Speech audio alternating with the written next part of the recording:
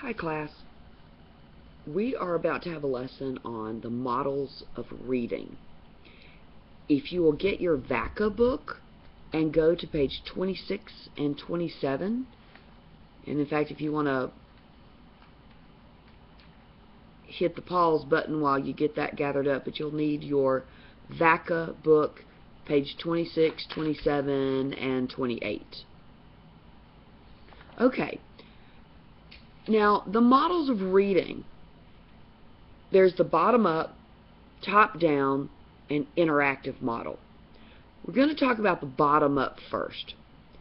This is where the teacher believes that you have to cover all of the letters and the sounds before you introduce that book. So here's an example of a book. 10 apples up on top. And I can tell it's messing with the camera lens a little bit. But it even tells us in this book that it's going to use 75 vocabulary words. So we have a very controlled language in a book like this. You can find other books. There's different series that will say this is a level 1 book, this is a level 2 book. So it has very, very controlled vocabulary. So this teacher would have very limited vocabulary books. Okay? So there is a school of thought for that. But the top-down teacher believes that, well, you've got to build background. You've got to give them a lot of things to work with, books that they just enjoy looking at the pictures. So here's one that my 2-year-old picked out the other day to read. Really? How do I read a book like this? This is about 5th grade level. And I actually have this book. I bought it at a garage sale because my children's name is Maslenka, which is a Polish name. So I bought this just kind of for kicks and giggles. But it is, like I said, about a 5th grade level. But we just went through with the 2-year-old and we looked at the pictures. That's all we did. We pointed out the train, we pointed out the grass. But we were building his vocabulary, even though this book, the level of this book is much too difficult. Now, if as a bottom-up teacher, if all we ever did was provide the students with the very limited vocabulary book, that's kind of given them issues with building their vocabulary, building all that background knowledge that they need to be better readers. But if you're a top-down, you are allowing them to look at any kind of book, whether they understand it or not.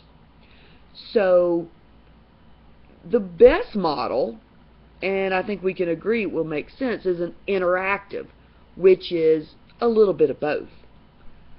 And as any, let's say, 2nd grade teacher, you're going to have 5 or 6 different levels of children in that class, so you need a variety of the different kind of books. We have to build up the vocabulary at the same time that we are giving them background knowledge.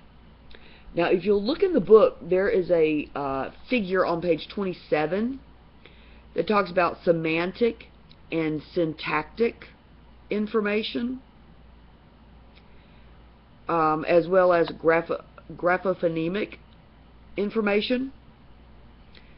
Now, I want you to take a minute, go to the back of your book, there's a glossary in the back of this book, and look up semantic, syntactic, and graphophonemic. Now, if you know your word parts, you'll figure out graphophonemic.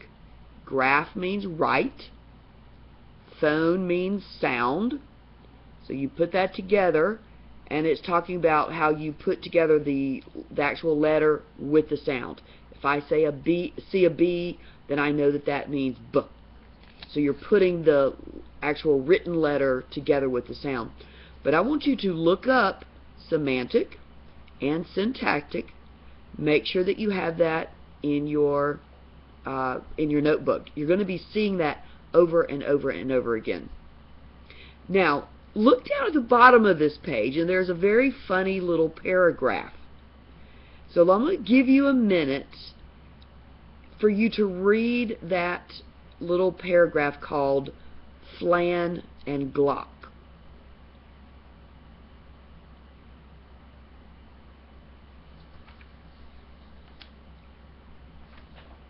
Flan was a phlegm. Glock was a plopper. It was unusual for a phlegm and a plopper to be crods, but Flan and Glock were crods. They medged together. Flan was keeded to moke at a mox. Glock wanted to keed there too, but the leer said he could not keed there. Glock anged that the leer said he could not keed there because he was a plopper. Now, what in the world was that? I actually do this with my college students, and they have quite a time sometimes trying to figure out what this means. So now go through that paragraph and find all of the nouns, and then find the verbs. So put me on pause for a second and do that. Find all the nouns and then find all the verbs. Okay, so you probably figured out that Flan and Glock are they are nouns, because you can tell those are people. But do they have to be people? Maybe they're animals. Okay, they're some type of a character. What is a phlegm and a plopper? They are nouns. We can tell the way that it's used in the sentence, but how do we know what a phlegm or a plopper is?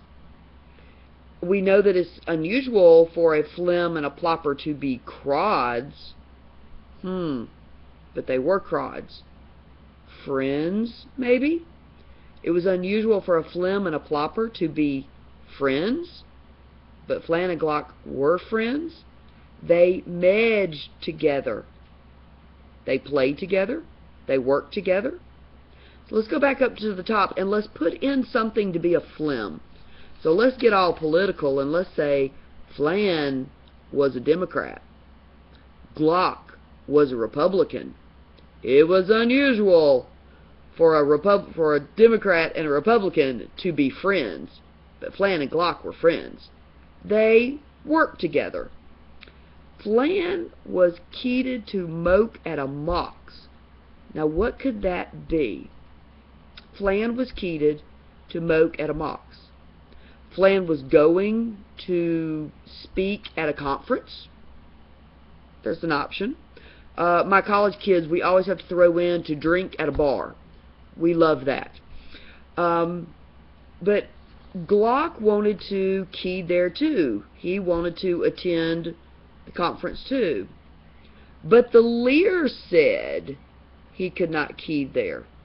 Now when we put bar in for mox, then the students all immediately say the bartender, the proprietor, the owner said he could not key there.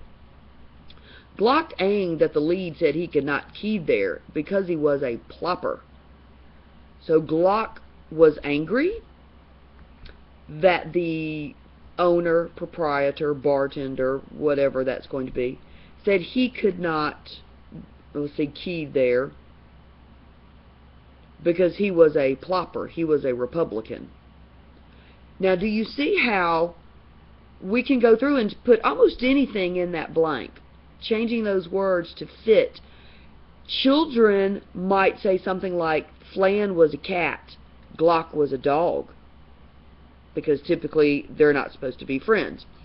Now, we need that, and when you look up your semantic and your syntactic, you're going to realize just exactly what we were doing there. We're using our sounds, our actually words and our sounds, putting together some meaning. Where is this meaning coming from? But it's very interesting because this is what our students are doing every day as they are reading unfamiliar words, unfamiliar type things. You may work with students who have never been to a zoo. They may have never been to a circus. And so only through books and you bringing in experiences like videos, things like that, will they understand what you're talking about. Alright, so that's our little mini lesson on bottom up, top down, and interactive. You need to be able to understand, and there's a worksheet in the next module, or actually this week's module, about how do you define, what is it that makes a teacher a bottom up or a top down or an interactive. Alright, so hope that helps you, and I'll be talking with you soon.